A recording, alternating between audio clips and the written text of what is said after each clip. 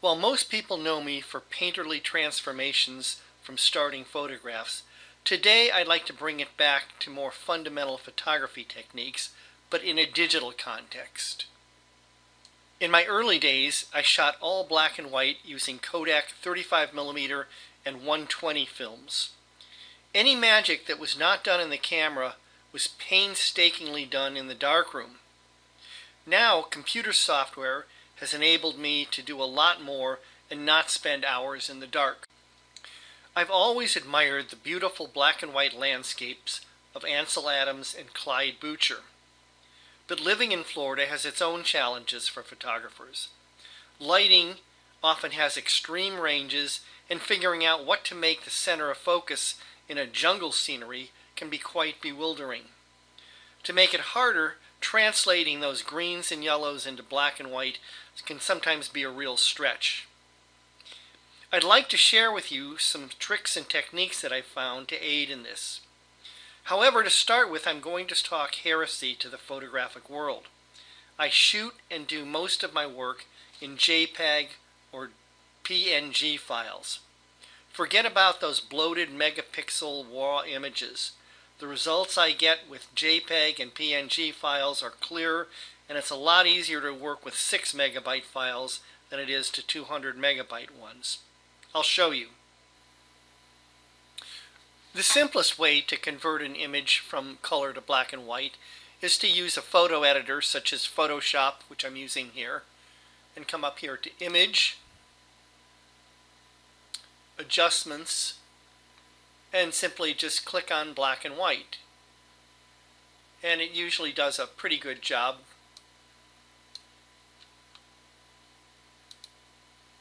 Of converting. You can further do some adjustments here for brightness and contrast.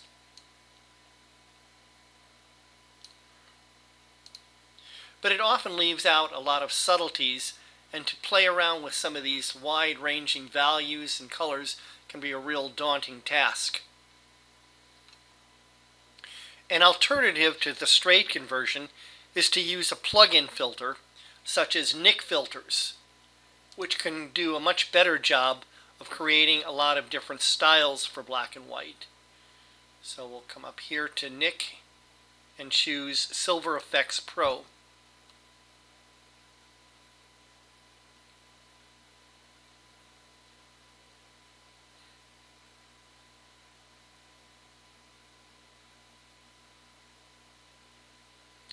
And now we can choose just from different styles from the default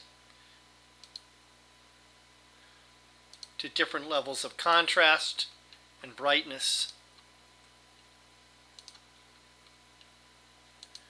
And we can further make global adjustments using the sliders here, or can actually put some different filters such as like a yellow filter or green filter or red filter, or we could actually add some tonality to it,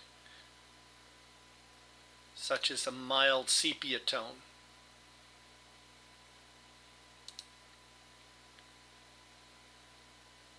And then this will add it as a layer.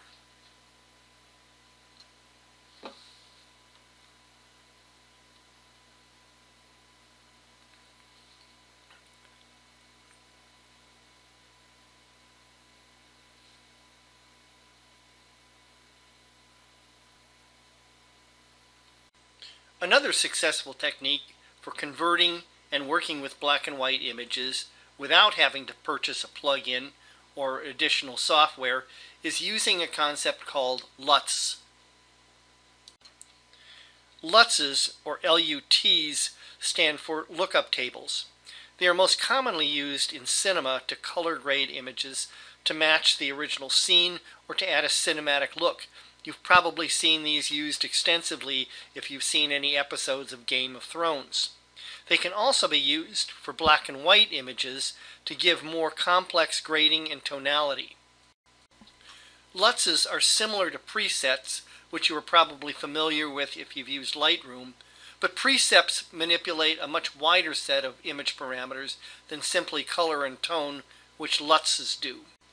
One way to get and utilize LUTs is to use a totally web-based program that can apply pre-made LUTs to your images without the need for any additional software or plugins. You can get this through lutifyme.com.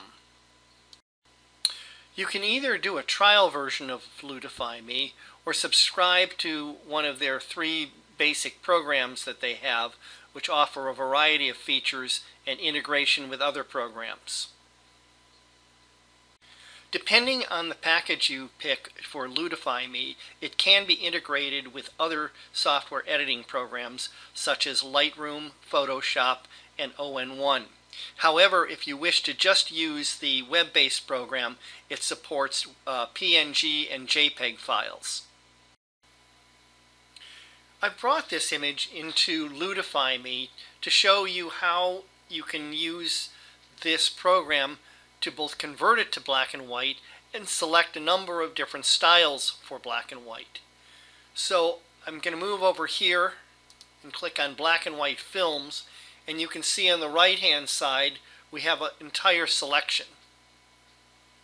So we can just kind of scroll down and pick whatever seems to work.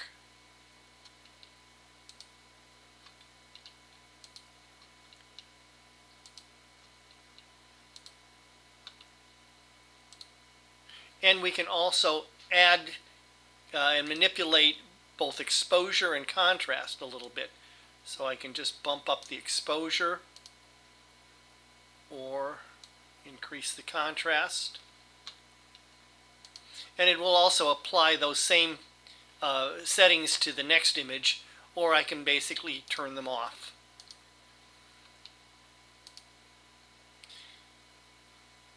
So you can see we can get a very different look in black and white and easily select whichever seems to work best for that image. Now once I found the image style that I want to keep, I simply come down here to this little icon and click on it and choose to save the current image. Now it always defaults to PNG, which I'll tend to use, but I can convert it to later. And what I'll often do is just give the file name and tell it which LUT I used, just so I have reference, and save it. I've brought in another image with a very wide range of values from highlights to deep shadows and a lot of different tones of greens and yellows. So let's bring this and convert that to black and white, and we can start scrolling through this one to see how it handles different tonalities and values using the different LUTs. And we can go ahead and save this current image.